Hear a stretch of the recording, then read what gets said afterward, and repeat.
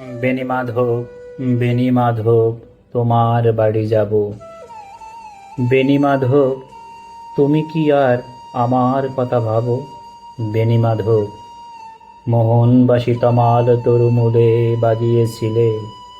আমি তখন মালতী স্কুলে ডেস্কে বসে অঙ্ক করি, ছোট্ট ক্লাস ঘর। বাহিরে দিদিমণির পাশে দিদিমণির ঘর।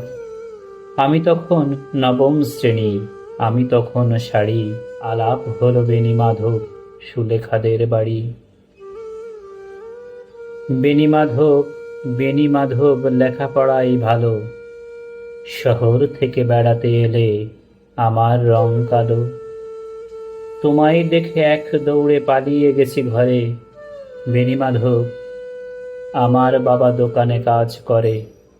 কুঞ্জে অলিগুঞ্জে তবু ফুটেছে মঞ্জুরি। সন্ধেবেলা পড়তে বসে অঙ্কে ভুল করি।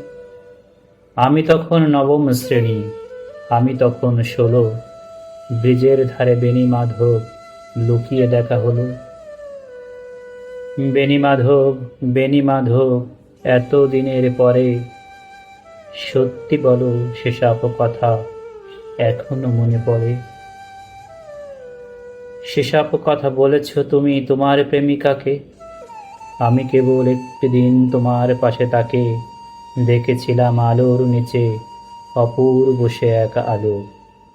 স্বীকার করি দুজনকেই মানিয়েছিল ভালো। জুড়িয়ে দিল চোখ আমার, পুড়িয়ে দিল চোখ।